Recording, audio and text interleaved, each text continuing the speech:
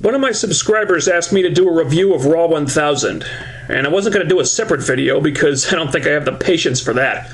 But if you want my brief thoughts on it, I'll give them to you. Okay, so what do we have in RAW1000? We had a filler segment where DX spent 20 minutes saying their catchphrases and then embarrassed a promising young star. There was a filler segment where Brodus Clay squashed a jobber. We had a filler segment where a whole bunch of veterans from the past joined forces to beat up a jobber. We had a filler segment where Undertaker and Kane joined forces to beat up 6 jobbers. There was Paul Heyman and Brock Lesnar getting punked out by Triple H and Stephanie. Don't even get me started on that one. There was AJ being made the new Raw general manager, which made no goddamn sense at all because she's obviously batshit insane and no one in their right mind would put her in charge of the TV show, and Vince McMahon was relieved of his duties by Triple H last year for doing much less stupid stuff than that. There was product placement, a whole bunch of annoying tout videos, a lot of shilling for their own product and patting themselves on the back, and then, at the very end, we finally got something cool when CM Punk turned heel on The Rock. That was awesome. Everything that happened before that can bite me. And that's what I thought of Raw 1000. Call it a celebration all you want, but I was lucky I was able to stay awake through the whole thing. Now let's get to Impact.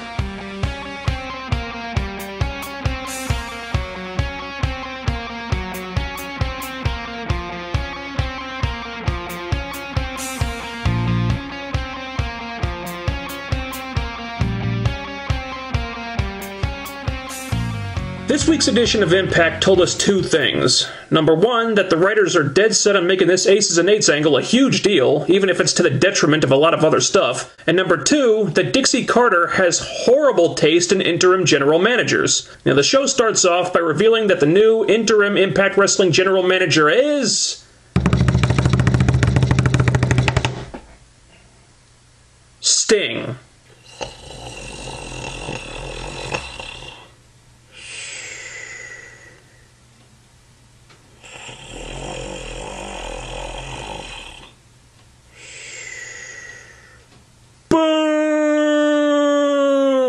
And this raises 2 issues with me. First of all, it should have been Joseph Park, damn it. Why? Because fuck you, it totally should have. That would have been way more interesting and way more entertaining. Second of all, why make Sting the interim GM if he's obviously completely incapable of doing anything about this Aces and Eights problem? And I mean 100% completely fucking incapable. He comes to the ring and demands that the Aces and Eights show themselves, which any idiot could tell him wasn't going to pan out. And that's the best he can come up with. He doesn't hire extra security or do anything, really. He calls them out, and that's it. Sting has no plan beyond this.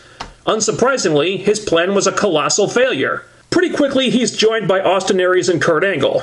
Now, I do like that they got Aries involved in this, since it's clearly going to be the main angle of the show for a while, and probably be treated as a bigger deal than the World Championship, which I do have a bit of a problem with. And then Bobby Roode comes out and says that James Storm is the man behind the Aces and Eights. This brings out James Storm, and they fight. I'm very glad this feud is not being forgotten, and I do still expect Roode and Storm to face off at Bound for Glory. It might not be for the title, it might not be as hot as it should be by the time it happens, but it looks like we will still get that payoff that's been almost a year in the making eventually. And this kicked off a new storyline they'd be visiting periodically throughout the night with the teasing of Storm's allegiances. At first it sounds completely ridiculous and he denies the whole thing, but then it starts to look like maybe there might be something to this, and if it was misdirection on the part of whoever is behind the Aces and Eights, then I thought it was really well done because people were mistrusting of Storm by the time they went off the air, and it was executed in a pretty believable way, even though they did make Storm being set up look kind of obvious. Ironically, though, I would much rather have James Storm as the ringleader than the person who it's probably going to end up being, but we'll cross that bridge when we come to it. Then we had a Knockouts tag team match with Mickie James and Tara versus Gail Kim and her partner, Madison Rayne. Clearly, one of these superstars is not like the others. The match was okay, little sloppy at the end, but as soon as you saw who the referee was, you knew what was going to happen. Mickie pins Madison, but Hebner doesn't notice that her shoulders were not down and gives the match to the heels. And then there's the question of, was it an accident, or did he do it on purpose because Madison Rayne is presumably boning him now? Here's the issue I have. Earl Hebner shouldn't even have been out there.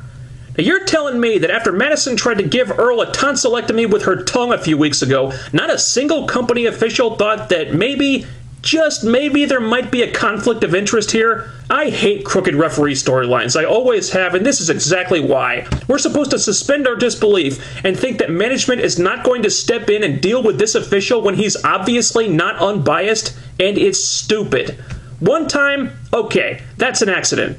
But if Earl Hebner continues to officiate Madison's matches after this, and stuff like this keeps happening, and no one in management does anything about it, then I'm calling bullshit. We had 2 holdovers from Open Fight Night. One was an X Division title offense, and the other was the gut check with this Sam Shaw guy. He has a match with Doug Williams. It's really short, but not bad.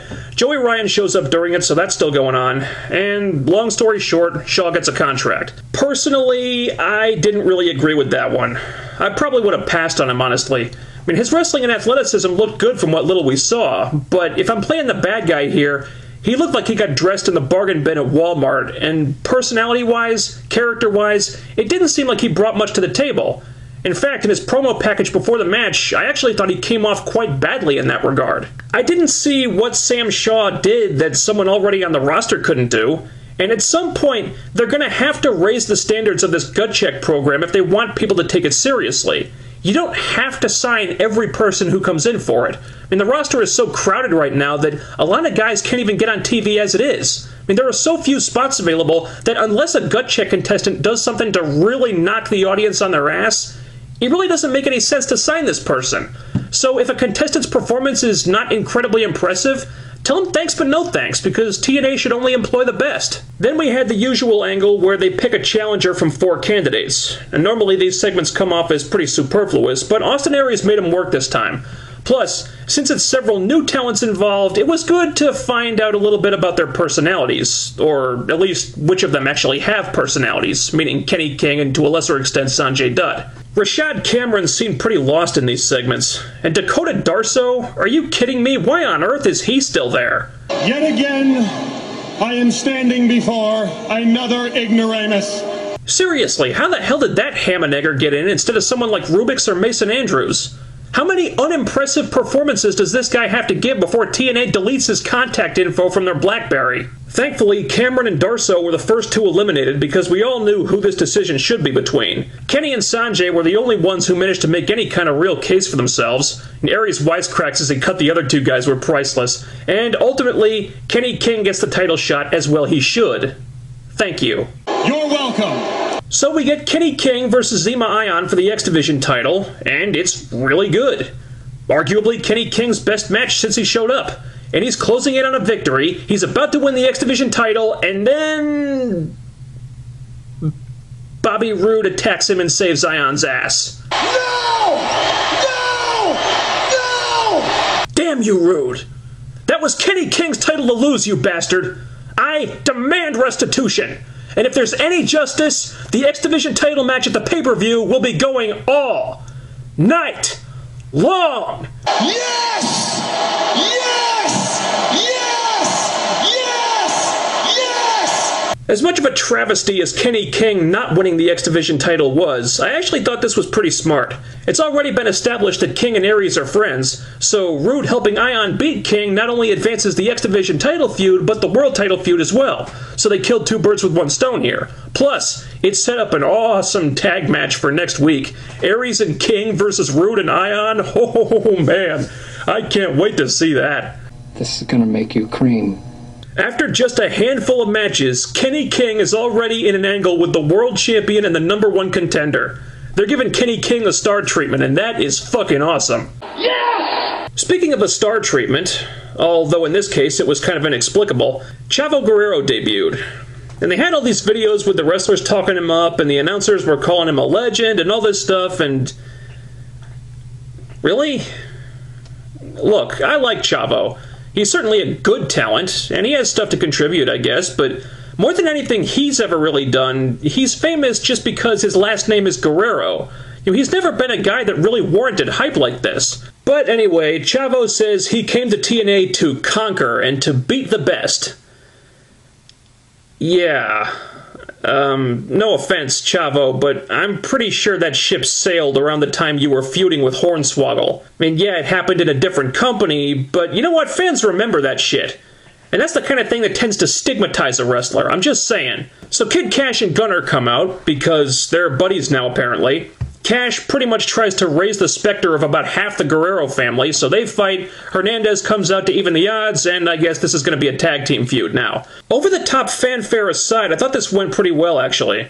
You know, Cash and Gunner, okay, whatever, you know, that's fine. Those guys weren't doing anything anyway, and they do kind of look like a tag team. And they finally found something for Gunner to do, so that's cool. And I think this is a good use of Chavo. You know, the X Division's been restocked, so he's not really needed there, but the tag team division is as barren as the desert, so this was probably a wise decision. And I'm not at all excited about the idea of a potential Mexican America 2.0 faction, but Chavo does beat the living shit out of Anarquia. And if this keeps Hernandez from getting a singles push, then I can get behind it. For Bound for Glory series matches, we had James Storm versus AJ Styles, which was damn good, but after all the teasing they'd done, the finish was kind of telegraphed. Aces and Eights attack AJ, but leave Storm alone. And this was the one part that I thought was a little too on the nose. They make such an effort to stay away from Storm that it seemed like him being set up was pretty blatant.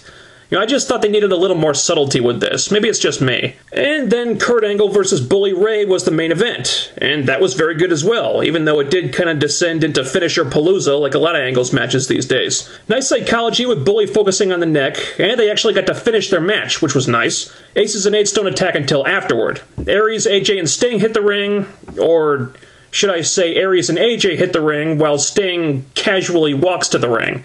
It didn't seem like he was in much of a hurry. James Storm is a little late to the party, but when he finally shows up, the Aces and Eights bail immediately because they don't want none of that. Of course, this all looks very suspicious, and Angle starts accusing Storm, and then we get the announcement that Storm versus Angle in the BFG Series match that didn't happen previously will happen next week. Really nice cliffhanger to go out on. I don't think anyone really believes Storm is behind all this, but the tease is effective in putting friction between the characters, and sometimes that's all you need. Strong impact this week, and they had some awesome hooks for the next show. I enjoyed just about everything except for the Earl Hebner thing and Dakota Darso still being there. I am really starting to feel the Aces and Eights overload, however. I don't like that it's overshadowing Austin Aries this much. Even though he is involved in that angle somewhat now, he's not being made the central figure of the show like Bobby Roode was when he was the champion. This is the guy who dethroned the longest reigning world champion in company history. He should be treated like a really huge deal. But it doesn't seem like they're milking that as much as they should because the Aces and Eights angle is superseding everything else. Now the focus on this angle is coinciding with an increase in viewership, so we have to expect it to continue for a while. But at this rate, they're going to have to give us some kind of payoff for it relatively soon because the attacks every week are going to get old fast if this keeps up. Also, the focus on this seems to be limiting the development of other things. You know, pay-per-view hype, for example. And yeah, you can attribute some ratings growth to it, and that's great, but we've got a pay-per-view coming up, I think next week, and so far only one match has been announced. You know, aside from Aries Rude, I'm assuming we'll get Kenny King Zema Ion and Gunnar Cash versus Chavo Hernandez, but beyond that, I've got no clue. Yeah, I think they're going to hotshot a Knockouts title match next week. Maybe they'll pad the rest of the card with Bound for Glory series matches or something. I'm not saying the focus on the Aces and Eights isn't paying dividends, but they need to be more careful not to let it adversely affect the parts of the show that aren't directly related to that angle. And that's it for this week. Tune in next time for the Go Home Show. Until then, be seeing you.